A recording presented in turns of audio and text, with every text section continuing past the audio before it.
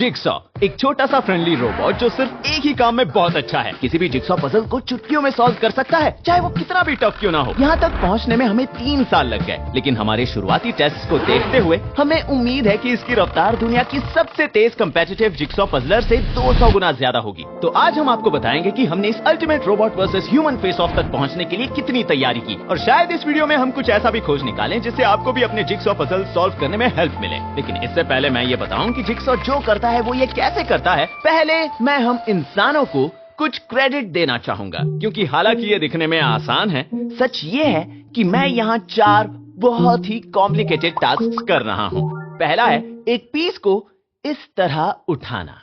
क्या आपने कभी रुककर सोचा है कि हमारे हाथ कितने कमाल के हैं? इस स्किन के नीचे 27 हड्डियां और 30 मसल्स छिपी होती हैं, जो उन्हें लचीला और मजबूत बनाती हैं। लेकिन साथ ही वो बहुत सटीक और कुशल भी होते हैं, क्योंकि हमारे फिंगर टिप्स में प्रेशर, टेक्सचर और टेम्परेचर को सेंस करने के लिए हाई कॉन्सेंट्रेशन में नर्व्स होती हैं। और हमारे पास अंगूठे भी हैं, जिसकी वजह से टूल्स को पकड़ना और चीजों को उठाना बहुत ही ईजी हो जाता है। अगर हमारी 5 उंगलियां एक तरफ होती तो ये पॉसिबल नहीं हो पाता। दूसरा स्टेप है पीस को सही ओरिएंटेशन में घुमाना, जो एक बार फिर दिखने में आसान है, क्योंकि हमारे पास वो सभी एबिलिटीज हैं जिनके बारे में मैंने अभी बताया। तीसरे स्टेप के लिए हमें पीस को सही जगह पर ले जाना होगा, और उसके लिए हमें अपना पूरा हाथ चाहिए। जैसा कि मैंने पहले भी बताया है, सभी मैमल्स के आर्म्स की हड्डियों की बनावट एक जैसी होती है, चाहे वो इंसान हो, चमगादड़ हो, मुर्गी हो, कछुआ हो या एक डॉल्फिन। लेकिन हमारे हाथ की हड्डियों के बनावट के कारण हमारे हाथ इस प्लेनेट पर मौजूद किसी भी जानवर से टेक्निकली ज्यादा कैपेबल हैं। मान लीजिए मेरे सामने एक बड़ा सा क्यूब है। हम इंसान इस पजल पीस को उस क्यूब के अंदर किसी भी पोजीशन और ओरिएंटेशन में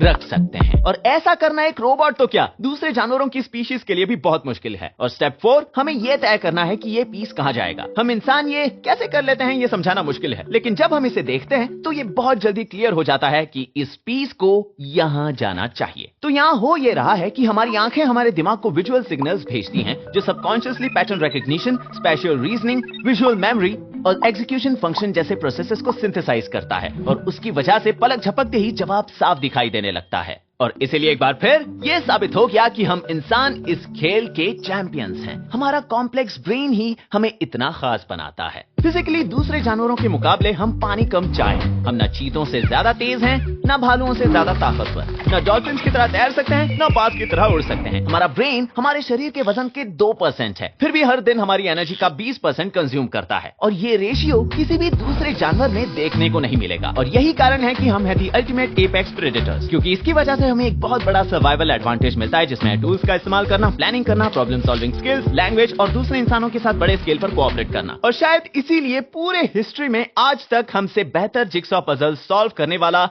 पैदा नहीं हुआ। तो अगर हमें एक ऐसा रोबोट बनाना है जो पजल सॉल्व करने में हमारे जितना या हमसे बेहतर हो, तो हमें 200 मिलियन साल से इवॉल्व हो रहे इस 4 स्टेप प्रोसेस को किसी तरह से रोबोट के दिमाग में भरना होगा। सबसे पहले पीस को उठाने के लिए हमने 4 उंगलियों, एक अंगूठे और हाथों की 27 हड्डियों की जगह एक छोटा सा स्पेशलाइज्ड सक्शन कप लगाया। इसे अक्सर असेंबली लाइंस पर छोटी चीजें उठाने के लिए यूज किया जाता है। यहाँ पर ये सोलेनॉइड इस वैक्यूम पंप को कट ऑफ कर सकता है और फिर से कनेक्ट कर सकता है। इससे अब हम जब चाहें तब वैक्यूम ऑन करके पीस उठा सकते हैं, और जब चाहें तब उसे ऑफ करके नीचे रख सकते हैं। नंबर 2, हमने जिगसॉ के सक्शन कप ग्रैबर को इस बहुत ही फाइन ट्यून डोनट मोटर से अटैच किया है, जो 0.005 डिग्री तक सटीक है। इसका मतलब अगर आप मोटर से एक बहुत ही तेज चाकू को जोड़ दें तो ये आपके बर्थडे केक को 65,000 से भी ज्यादा टुकड़ों में काट सकता है। नंबर 3, पीस को यहाँ वहाँ हिलाने के लिए हमने अपने CNC राउटर को मॉडिफाई किया, जिसे हम यहाँ अपने बड़े बिल्ड्स पर अक्सर यूज करते हैं। कैसे? उसमें इंडस्ट्रियल सर्वो मोटर्स लगाकर, वही मोटर्स जिन्हें हमने डोमिनेटर हमारे डोमिनो रोबोट में लगाया था। ऐसा करने के बाद हमने देखा कि ये पीस को 0.0005 इंच की एक्यूरेसी से रख सकता है। ये एक बाल की चौड़ाई के 10वें हिस्से जितना है। मतलब जैसा कि आप देख सकते हैं, जिगसॉ एक मैकेनिकल पेंसिल लेड को निकालकर टेबल पर यहाँ वहाँ घूमकर वापस आकर फिर से उसे अंदर डाल सकता है। तो अब हमारा जिगसॉ पीस उठा सकता है, उन्हें रोटेट कर सकता है और एक्यूरेसी के साथ नीचे रख सकता है। अब बस उसे चौथा स्टेप सीखना है, ये समझना कि पीसेस को कहाँ रखा जाए। और आप समझ ही गए होंगे कि ये अब तक का सबसे चैलेंजिंग काम होगा, क्योंकि हमारे ब्रेन में न्यूट्रल पाथवेज द्वारा किए जाने वाले सबकॉन्शियस काम को, जो है पैटर्न पहचानना और स्पेशल रीजनिंग, जिससे हमें तुरंत समझ आ जाता है कि वो पीस कहां जाना चाहिए, इस सब को कंप्यूटर कोड और लॉजिक के जरिए सॉल्व करना बहुत बहुत ज्यादा मुश्किल है। और मामले को बदतर बनाने के लिए जब हम इस चैलेंज का सोल्यूशन निकालने के लिए स्ट्रगल कर रहे थे, तब मेरे यूट्यूब करियर का सबसे भयानक सपना मेरी आंखों के सामने सच हो गया। YouTube channel stuff made here के मेरे दोस्त शेन ने एक वीडियो अपलोड किया। आपने बिल्कुल सही समझा, ये एक ऐसी मशीन है जो जिगसॉ पजल सॉल्व करती है। और शेन के बारे में आपको ये जानना चाहिए कि वो टेक्निकली शायद सबसे ज्यादा कैपेबल इंजीनियर है मेरी नजरों में। अगर ऐसी 15 कैटेगरीज हैं जो आपको एक अच्छा इंजीनियर बनाती हैं, तो मुझे शायद उनमें से 4 में गहरी जानकारी होगी और बाकी में मुझे बस ऊपर ऊपर से पता होगा। लेकिन फिर मेरी टीम में इयन जैसे लोग हैं जो मेरी कमियों को पूरा करते हैं। शेन पता नहीं किसी तरह से उन 15 की 15 कैटेगरीज में एक्सपर्ट है। यही कारण है कि आपको उसके चैनल को सब्सक्राइब करना चाहिए। जब मैंने कहा कि उसने मुझे इस दौड़ में हरा दिया है, तो उसने कहा कि वो अपने प्रोजेक्ट से सेटिस्फाइड नहीं था और वो चाहता था कि मैं अपनी कोशिश जारी रखूं। तो मैंने उसकी बात मानी और तभी हमारी किस्मत बदलने लगी, क्योंकि रवांडा में एक वीडियो फिल्म करते समय जहां हमने जिप लाइन के द्वारा किए गए काम को कवर किया, जिसमें वो ड्रोन्स के जरिए लाइफ बचाने वाला खून डिलीवर करते हैं, मुझे जिप लाइन के को फाउंडर रायन के साथ कुछ टाइम स्पेंड करने का मौका मिला, जिन्होंने जिप लाइन के सभी कॉम्प्लिकेटेड सॉफ्टवेयर एल्गोरिदम्स बनाए हैं। और हमारे चैलेंजेस के बारे में सुनने के बाद उसने मेरे घर पहुंचने से पहले एक ऐसा सोल्यूशन रेडी कर लिया जो मेरे जिगसॉ के कोड का बैकबोन बना। बेसिकली हमारे ब्रेन के बहुत complicated pattern matching neural network के साथ मुकाबला करने के बजाय हमने एक सरल रास्ता चुना, जहां हम ये देखेंगे ही नहीं कि पीस पर क्या प्रिंट है, बस उसके एजेस देखेंगे। तो अब जहां प्लेन व्हाइट पीसेस को सॉल्व करना हम इंसानों को एक ज्यादा बड़ी चुनौती देगा, जिगसॉ को कोई फर्क पड़ेगा ही नहीं। तो ये एज एनालिसिस करने के लिए हमें चाहिए होंगी 2 आंखें, लेकिन ये आंखें नहीं, ये बस डेकोरेशन के लिए है, क्योंकि सब जानते हैं कि मुझे गूगली आईज बहुत पसंद हैं। और ये अब तक के हमारे सबसे एडवांस गूगली आईज हैं, क्योंकि इन गूगलीज को 2 सर्वो मोटर्स कंट्रोल कर रहे हैं। जिगसॉ की असली आंखें एक सेल फोन कैमरा है। आइडिया ये था कि सभी टुकड़ों पर एक सर्पेंटाइन पैटर्न बनाया जाए और उनकी फोटो खींची जाए और फिर इन्हें बैकग्राउंड के अगेंस्ट आइसोलेट करके उनके किनारों को 4 स्प्लाइन्स में बांटा जाए। तो मान लीजिए अगर हमें इस एज का जोड़ीदार ढूंढना है, तो हमें बस इस स्प्लाइन को लेकर उसका करस्पॉन्डिंग एज स्प्लाइन ढूंढना होगा जो उसके साथ परफेक्टली मैच करता है, क्योंकि मिलते जुलते पीसेस के एजेस सिमिलर होते हैं। अब इस तरह के एक छोटे पजल में भी 200 एजेस कंपैरिजंस करने पड़ेंगे।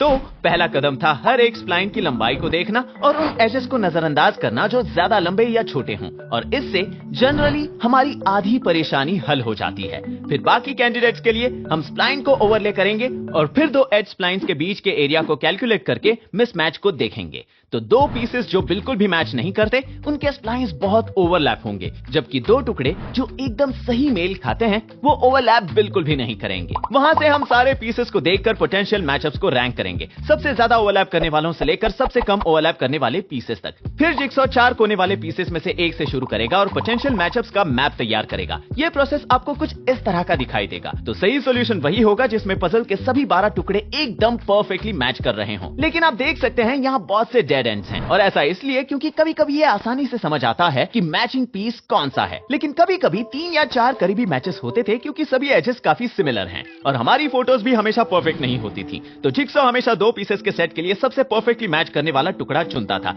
लेकिन एक पॉइंट पर पजल आधा पूरा हो जाएगा, लेकिन एजेस के साथ परफेक्टली मैच करने वाले अच्छे पीस बचे ही नहीं होंगे, जिससे ये पता चलता है कि हमारे रोबोट ने पीछे कहीं तो कोई गलती की थी, जिसके बाद वो वापस पीछे जाकर दूसरा वाला ऑप्शन चुनेगा और पजल को सॉल्व करना जारी रखेगा। और ये बार बार लगातार ऐसा करता रहेगा जब तक सभी 12 पीसेस बिना किसी मिसमैचेस के सही से जुड़ नहीं जाते। और फिर क्योंकि उसने सभी टुकड़ों की फोटो ली थी, वो ये जानता है कि कौन सा पीस कहां पर रखा है, और फिर वो पजल को उसी सटीकता के साथ जोड़ने लगता है जिस सटीकता को उसने पहले से लेकर तीसरे स्टेप तक में दिखाया है। तो अब तक वो 12 पीसेस वाले पजल पर था, लेकिन अब शुरू होगी असली चुनौती। क्या ये 1000 पीसेस वाला ऑल व्हाइट पजल सॉल्व कर पाएगा? क्योंकि हमारा गोल है दुनिया के सबसे तेज पजल सॉल्व करने वाले इंसान को हराना। हमने सोचा कि ज्यादा पीसेस रखने से हमारे रोबोट को एक एडवांटेज मिलेगा, क्योंकि मशीन्स कभी थकते नहीं। तो एक सिंपल प्रोटोटाइप को 100 गुना बड़ा करने से जुड़े सभी चैलेंजेस से निपटने में देर रात तक काम करने वाले कुछ लंबे हफ्तों के बाद हम यहाँ पहुंचे। सुबह के 3 बजे हैं, 3 साल बाद आज हम यहाँ पहुंचे हैं। हम इसे पहली बार सॉल्व करने वाले हैं। तुम्हारा कॉन्फिडेंस लेवल कितना है? मैं कहूंगा 100%। कोड हमेशा फर्स्ट ट्राई में ही काम कर लेता है। तो सार्केज्म की इस भारी खुराक के साथ जिगसॉ ने सबसे पहले तस्वीरें लेने का काम शुरू किया, जिसमें लगभग 1 घंटा 30 मिनट लगे। तो सारे पिक्चर्स जमा हो जाने के बाद हमारे प्रोग्राम ने उस पर अपना जादू चलाया और अब जिगसॉ इस 1000 पीसेस वाले पजल को सॉल्व करने की कोशिश करने जा रहा है। और सरप्राइजिंगली एक सिंपल लैपटॉप पर यह प्रोग्राम चलाने के बावजूद सभी 1000 टुकड़ों की पोजीशन पता करने में 1 मिनट से भी कम समय लगा। और मुझे ये बहुत पसंद है कि आप उसे कोने से शुरुआत करते हुए पजल को सॉल्व करने की कोशिश करते हुए देख सकते हैं, और हर बार जब वो किसी डेड एंड पर पहुंचता है तो वो वापस पीछे जाकर एक अलग पीस चुनकर फिर से अपने काम पर लग जाता है, जब तक कि वो एक ऐसा सोल्यूशन नहीं ढूंढ लेता जिसमें सारे पीसेस परफेक्टली मैच्ड हों। तो अब जिगसॉ के लिए बस एक ही काम बचा था, पजल के टुकड़ों को उनकी जगह पर रखना, क्योंकि वो ये पहले से जानता है कि हर एक पीस को कहाँ रखा जाना चाहिए। और चीजें काफी अच्छी चल रही थी, और जैसे ही हमने आशा की किरण देखने की गलती की, एक टुकड़ा अपनी जगह पर ठीक से नहीं बैठा और फिर उसके पीछे पीछे पीछे और भी पीसेस सही से नहीं बैठे। तो थोड़ी जांच करने पर हमने पाया कि एरर के कुछ बहुत ही छोटे छोटे सोर्सेस थे जो पजल के सॉल्व होने के साथ साथ एक दूसरे पर बढ़ते जा रहे थे। उदाहरण के लिए किसी भी दो पजल पीसेस के बीच हमेशा थोड़ा सा गैप होता है जो ज्यादा पीसेस के जुड़ने के बाद बढ़ जाता है। एक और एरर का सोर्स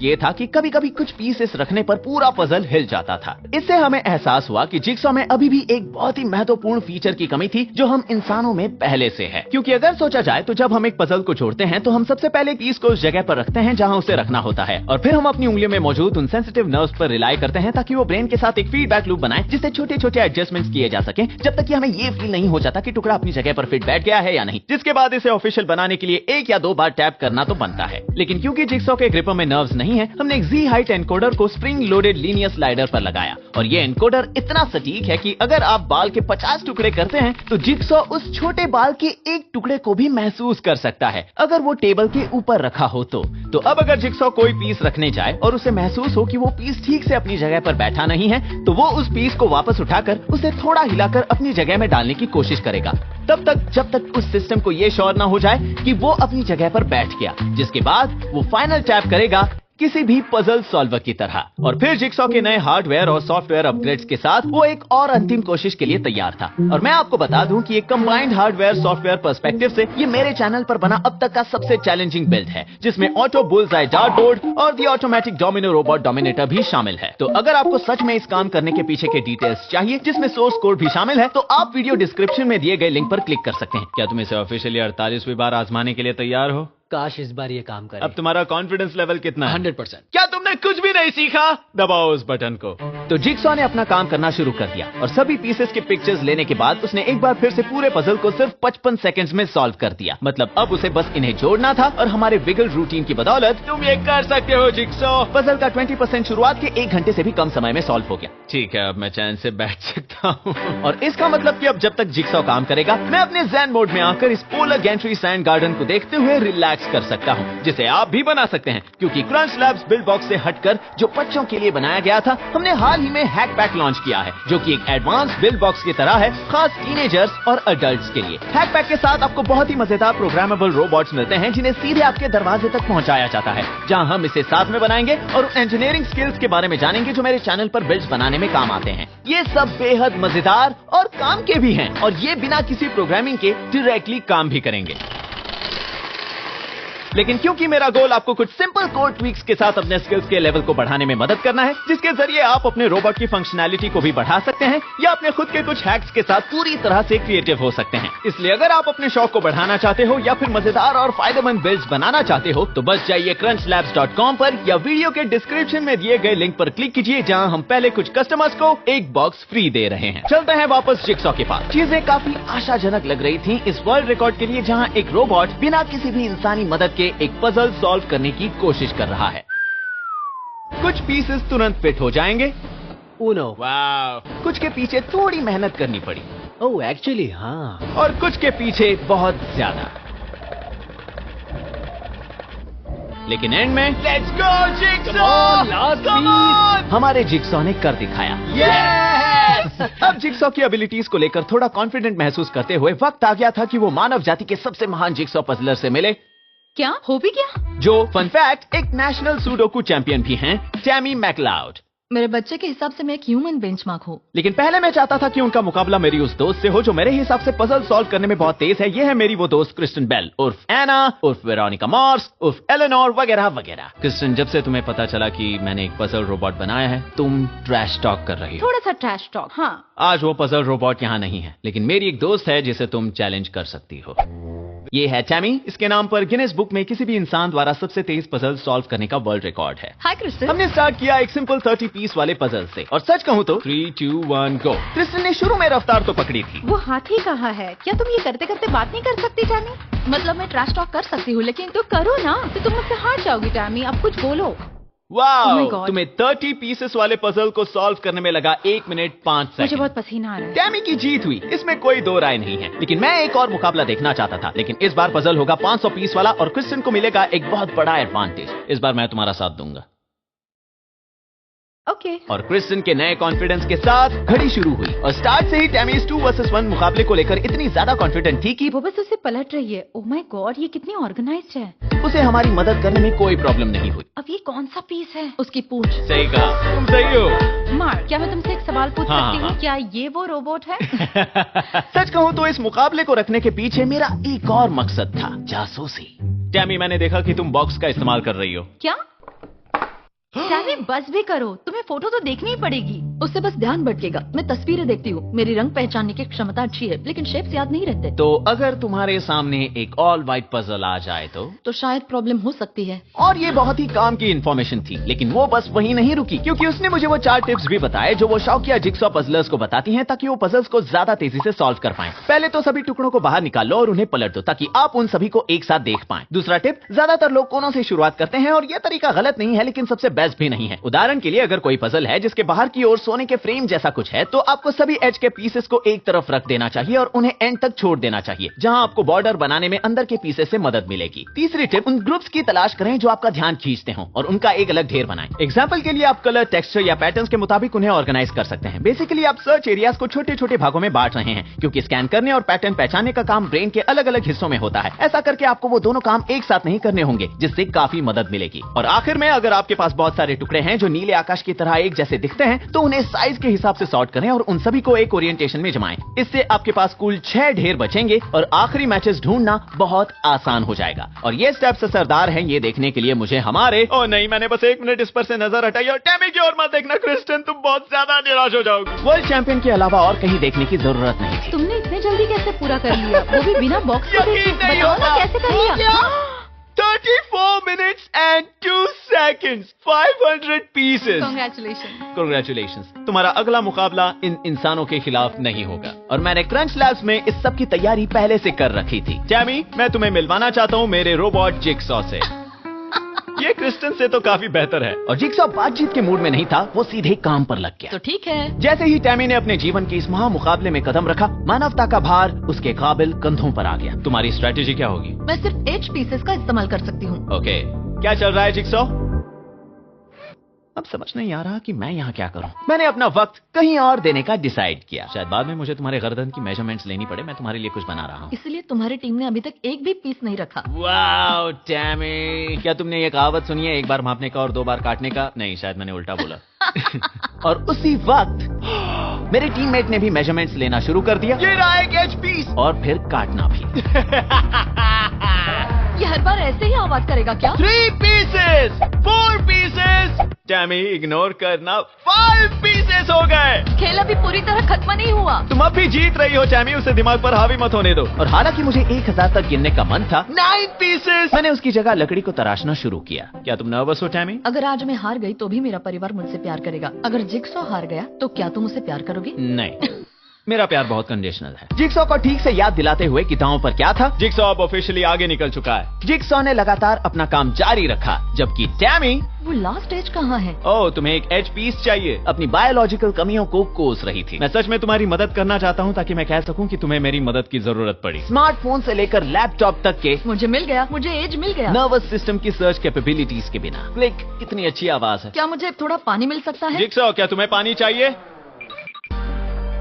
इसने बीच में एक पीस ऐसे ही छोड़ा है, जानबूझकर। मैं आइडियाज वाला था और जिगसॉ ताकत वाला। जिगसॉ, ये रहा तुम्हारा अगला पीस। पीछे देखो, यहाँ पर। मैं एक टीम प्लेयर हूँ। लेकिन उसे मेरा बीच में आना पसंद नहीं था, तो मैंने उसके बजाय टैमी की मदद की। टैमी, क्या ये तुम्हें ये चाहिए? क्या तुम्हें ये चाहिए? क्या तुम्हें ये चाहिए? क्या तुम्हें ये चाहिए? और जहाँ जिगसॉ अपना काम पूरा कर रहा था, मैंने अपना टाइम बिताया लकड़ी तराश कर, पत्ते खेलकर, वॉल्डो को ढूंढकर। टैमी, यहाँ देखो। बाद में देखूंगी। और मैं अपने बचपन के रोल में वापस लौट आया, जिसमें सबसे अनोइंग छोटा भाई था। मुझे पजल्स पसंद हैं। और इस सब के बाद टैमी काफी प्रोग्रेस कर चुकी थी। टैमी, मेरे पास एक अच्छी और एक बुरी खबर है। बैड न्यूज, सिर्फ 8 पीसेस बचे हैं।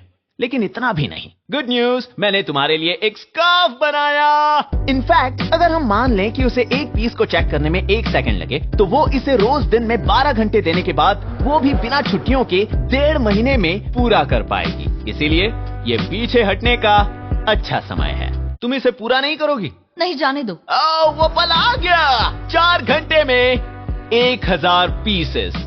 ठीक है टैमी, तुमने हम इंसानों की तरफ से अच्छा मुकाबला दिया, लेकिन अफसोस, वक्त आ गया है कि अब मशीन्स दुनिया पर राज करें। इससे हारना सम्मान की बात है। मजा आ गया। मुझे कहना पड़ेगा। शाबाश जिगसॉ, एडीज। तो जब जिगसॉ जीत का जश्न मना रहा था, मैंने उस ट्रॉफी को कुछ फाइनल टचेस दिए जिसे मैंने टैमी के लिए बनाया था। तुम ह्यूमन रेस की सबसे बेस्ट प्लेयर हो और तुमने बहुत अच्छा काम किया, लेकिन मेरे जिगसॉ जितना नहीं। अगर आप एक टीनेजर या अडल्ट हैं और आप हमेशा से ही बढ़िया और कूल चीजें बनाना चाहते हैं, लेकिन पता नहीं कि पहला स्टेप कौन सा उठाएं, तो ये है वो। इसे कहते हैं the crunch labs hack pack. इसमें आपको मिलेंगे बहुत ही मजेदार प्रोग्रामेबल रोबोट्स, जिन्हें सीधे आपके दरवाजे तक पहुंचाया जाएगा, जहां हम इसे स्टेप बाय स्टेप साथ में बनाएंगे और ये भी देखेंगे कि मेरे चैनल पर बनाए गए बिल्ड्स के पीछे कौन सी इंजीनियरिंग स्किल लगती है। और इन्हें काम करने के लिए कोई प्रोग्रामिंग की जरूरत नहीं, लेकिन क्योंकि मेरा गोल है अब जहां भी है वहां से आपको लेवल अप करना। आप इनमें से किसी भी रोबोट के माइक्रो कंट्रोलर ब्रेन को बड़ी आसानी से हैक कर सकते हैं, जिससे इसकी फंक्शनैलिटी भी लेवल अप हो जाएगी। यहाँ एक कम्युनिटी भी है जहाँ आप अपने बिल्ड्स शेयर कर सकते हैं या अपने क्वेश्चंस भी पूछ सकते हैं। और यहाँ एक मार्क रोबोट नाम का एक एआई चैटबॉट भी है, जो आपके लिए आपके कोड को चेक करेगा और आपके सबसे क्रिएटिव आइडियाज को इंप्लीमेंट करने में आपकी मदद भी करेगा। और तो और आपके बॉक्स में एक प्लैटिनम डिप्लोमा भी हो सकता है। अगर आपके बॉक्स में यह है तो बधाई हो, क्योंकि अब आप या आपके किसी लव्ड वन के लिए कॉलेज फ्री हो गया, अगर आप इसे ट्रांसफर करना चाहें तो। और आप यहाँ आकर एक दिन के लिए मेरे और मेरी टीम के साथ अपने आइडियाज ब्रेनस्टॉर्म भी कर सकते हैं। इसलिए अगर आप अपने शौक को बढ़ाना चाहते हो या फिर मजेदार और फायदेमंद बिल्ड्स बनाना चाहते हो, तो बस जाइए crunchlabs.com पर या वीडियो के डिस्क्रिप्शन में दिए गए लिंक पर क्लिक कीजिए, जहां हम शुक्रिया के तौर पर एक बॉक्स फ्री दे रहे हैं। Thanks for watching.